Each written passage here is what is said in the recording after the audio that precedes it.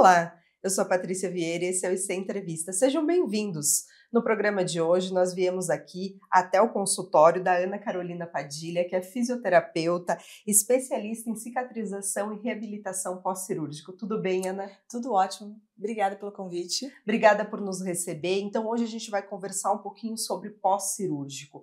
Ana, conta pra gente o que é mito e o que é verdade nessa área. A gente tá no mês de junho, vai começar o inverno. Essa é uma época propícia para fazer cirurgia plástica? Isso. Hoje, a gente falando de sazonalidade, não existe muito mais na cirurgia plástica, Sim, né? Mas ainda, o mês de junho e julho, a gente é mais propício sim, até porque os pacientes preferem pelo frio, né, por causa da utilização dos modeladores e para estar preparado para o verão. perfeito. E o que fazer antes de operar? Que muitas vezes a pessoa trata com o cirurgião plástico, mas esquece aí de pensar já de fazer o planejamento do pós-operatório. É importante fazer uma consulta com o fisioterapeuta especializado? Como funciona esse processo? Hoje a gente faz as consultas pré-operatórias, que faz parte do planejamento cirúrgico, né? No qual a fisioterapeuta também vai estar fazendo esse acompanhamento no antes. Sim. Essas consultas pré-operatórias, nós vamos conhecer o paciente, conhecer as histórias deles mesmos de doenças, cirurgias anteriores. A gente também vai estar passando as orientações pertinentes para ela poder estar passando para esse pós-operatório de forma mais leve. Sim. E as recomendações, posturas, respiração, né? Todas essas questões e também explicando o que ela vai passar nesse pós-operatório, como vai ser a fisioterapia, o acompanhamento do fisioterapeuta. E o que é mais importante esclarecer para uma pessoa para que ela esteja ciente? E a gente sabe que a colaboração do paciente é fundamental no pós-operatório. O que ela precisa saber antes de fazer a cirurgia para depois não dar errado? Você sabe que é muito interessante que a pergunta do paciente sempre é a questão da dor, né? Sim. Mas a dor é muito pessoal. Mas muitas vezes, se você respeitar as orientações que a gente vai passar, com certeza vai ser de uma forma mais leve, né? Tudo vai ser muito mais leve, né? Mas é muito importante seguir as orientações posturais, a respiração. A gente tem que lembrar hoje que o pós-operatório engessado que a gente tinha antigamente não existe mais. A mobilidade ela é importante, mas de forma adequada, que vai ser orientado pelo fisioterapeuta e mesmo pelo cirurgião plástico. Certo. Quais os tipos de cirurgia plásticas mais comuns ultimamente? Hoje, a mais comum que a gente tem, as mais comuns são as faciais, né? Os liftings faciais. Sim. Né? E agora está na mídia muito falando sobre essas cirurgias faciais por causa da Kardashian, por causa da Angelina Jolie, da Demi Moore, né? Que eles estão falando, eles tentam descobrir se as famosas fizeram ou não, né? Mas, e também as repercussões da pós-maternidade, né? As que a gente chama de mummy makeover, que são cirurgias combinadas, que normalmente associa a abdominoplastia, lipoaspiração e as mamas. A gente sabe que também é uma coisa que caiu aí na graça das pessoas, são os preenchimentos. Eles também são muito comuns, eles também exigem aí um pós-operatório fisioterápico? Então, os preenchimentos normalmente eles vão causar uma cicatrização, né? Então, a fisioterapia também atua nos preenchimentos. Certo. Né? Então, porque eles vão causar um tecido cicatricial em torno. E precisa ser acompanhado por um fisioterapeuta para estar tratando essa repercussão do próprio preenchedor, tá?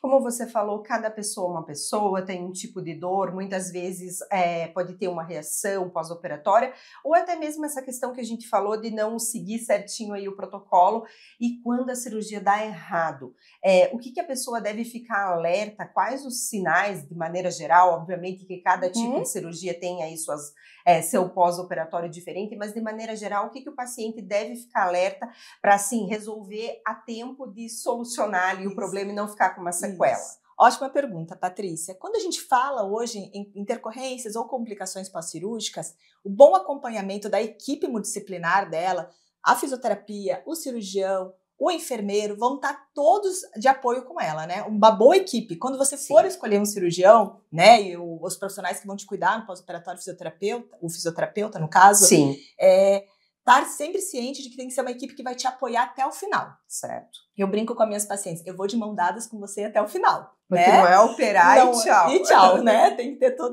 todo esse cuidado. Sim. A gente sempre fala que o nosso celular é quase um plantão, né? Sim. Mas assim, é vermelhidão, dor, um desconforto, um desconforto a mais que você não estava sentindo, vermelhidão, um enrijecimento local, sempre são sinais para estarem chamando a gente. né?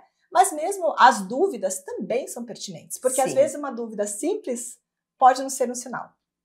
Houve um tempo que era comum drenagem no pós-cirúrgico. Hoje em dia, quais as principais técnicas utilizadas? Hoje, como você falou, né? Antigamente nós tínhamos muito a drenagem linfática. Sim. O que acontece na questão da drenagem, né? Quando quando a gente tem uma cirurgia, qualquer tipo de cirurgia, há uma lesão no sistema linfático. Certo. Antigamente nós só tínhamos a única ferramenta, era a drenagem linfática, né? Fiz muita drenagem.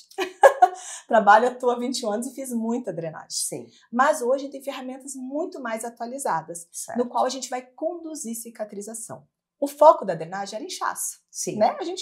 O paciente vinha para nós desencharmos ele. Sim. Né? Hoje a gente reabilita esse tecido.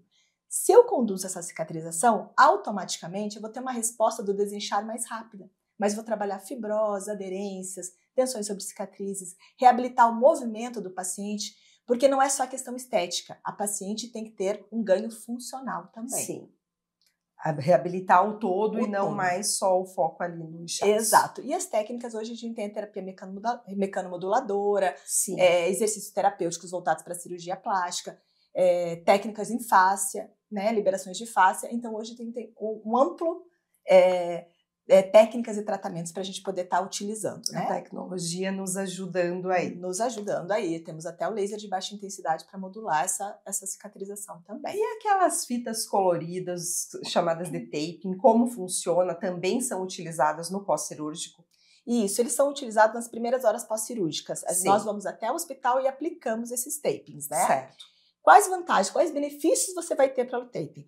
Que eu falo assim, hoje a mídia vende muita parte estética, né? Sim. Então, nossa, esse é bonito, esse não é tão bonito, esse é meio tentáculo, esse é mais completinho, mas exatamente. Que benefício que ele vai te trazer? Sim. Né?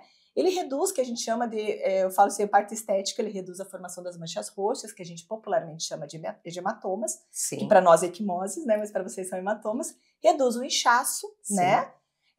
Tem uma questão de segurança, porque ele tem uma contenção agradável, então ele causa mais segurança de mobilidade, porque o tecido fica soltinho, no pós-cirúrgico o paciente fica mais inseguro, ele consegue te dar maior segurança de mobilidade, sim. Mas principalmente, a gente tem um estudo da Karina Ferreira, né, de Santa Catarina, que nos demonstrou por um estudo de doutorado que a gente contém o processo inflamatório. Contendo o processo inflamatório, que é a primeira fase da cicatrização, nós conseguimos reduzir também a chance, né, do aumento das outras fases que são proporcionais.